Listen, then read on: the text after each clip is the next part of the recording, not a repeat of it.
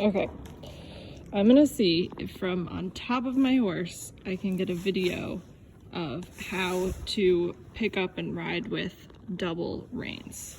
So I've got two sets of reins because I'm riding in a Dutch gag. It's a happy mouth with a lozenge in the middle, or a little, it's actually a roller, it's not a lozenge, it's a little lozenge roller.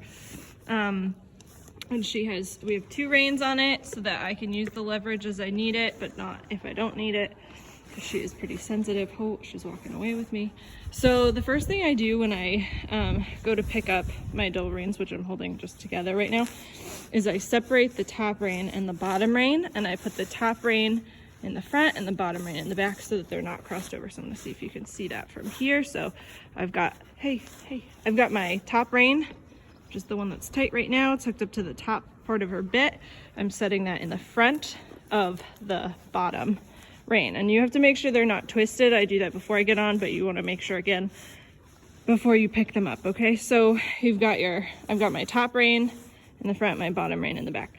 Now, it's a little hard for me to show you with only one hand, but what you're gonna do is you're gonna grab your regular snaffle rein first, that's the top one, and then you're gonna grab, and you're gonna put that in your regular finger. So between your ring finger and your pinky goes your snaffle rein, because I prefer to ride with it like that because that is the spot that I usually ride with the snaffle rein, so it's easy for me to remember to use the snaffle action with the ring finger because that's how I usually ride in most bridles.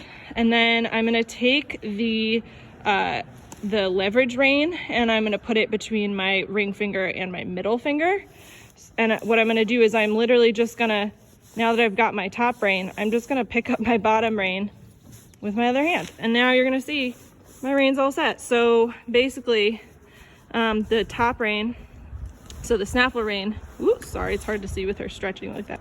The snaffle rein, is coming from the bottom, bottom of my hand, and it crosses over on the outside of the leverage rein, which is the bottom rein and the bottom ring to her bit.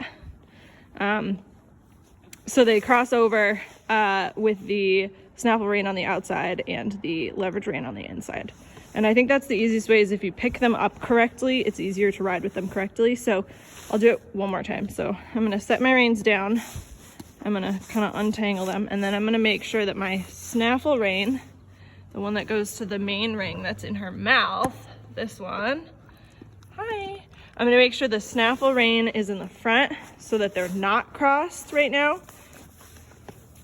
Well, I'm about to pick them up, so right now they're not crossed over each other. Stand. The snaffle rein is in front and the leverage rein is closer to me. So first I'm gonna pick up, First I'm gonna pick up my snaffle rein, because that's my normal rein, in my normal hand, just like I'm riding in a snaffle. And then I'm gonna reach down and grab my leverage rein between my middle finger and my ring finger. And now you can see again, they are crossed over, they are crossed over. It's a little hard to see without being able to shorten my reins. They're a little bit crossed over there, but they're nice and flat. They're not tangled. And that is how I think it's easiest to ride with double reins. If you just pick them up correctly, you just grab your snaffle rein in your normal finger, and then underneath your snaffle, just grab your curb rein or your leverage rein between your middle finger and your ring finger. And then when you're riding with your double reins, you want to make sure that your snaffle rein is always tighter or even in length with your curb rein. Your curb rein or your leverage rein is going to cause a stronger pressure in your horse's mouth. So the one that you want to be tighter is going to be your snaffle rein, which is a little bit of a gentler action. And that way you're never starting with the firmer of the two reins. You're starting with the gentler, and then you can use the leverage rein as needed. And that's how I pick up my double reins when I ride Ellie. Okay, now that I've given you guys a little bit of a description of how I pick up my double reins when I ride Ellie, I'm just including a few minutes of me riding with those double reins so you can just kind of watch how I use those in action.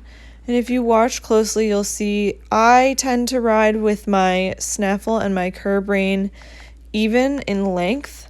And so the snaffle rein is the one attached to the bigger ring, the top ring of her Dutch gag bit, and the leverage rein is attached to the smaller ring, which is underneath the snaffle ring of that bit.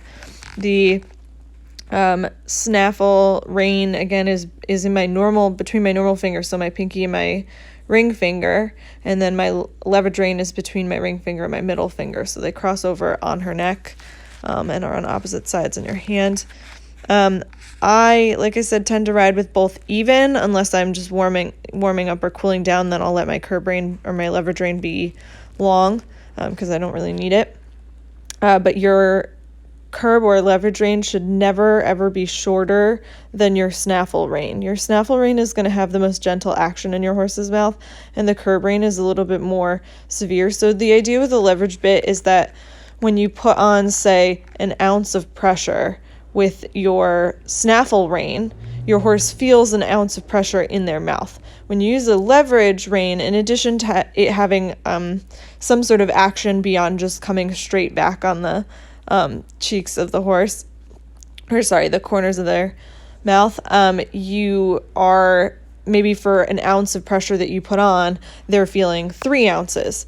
The amount of amplification of that pressure depends on the shank, the length of your leverage bit, like the distance between what attaches to the cheek pieces of your bridle and what attaches to that leverage rein. So the bigger the shank, the more that pressure that you're putting on the rein is amplified in your horse's mouth.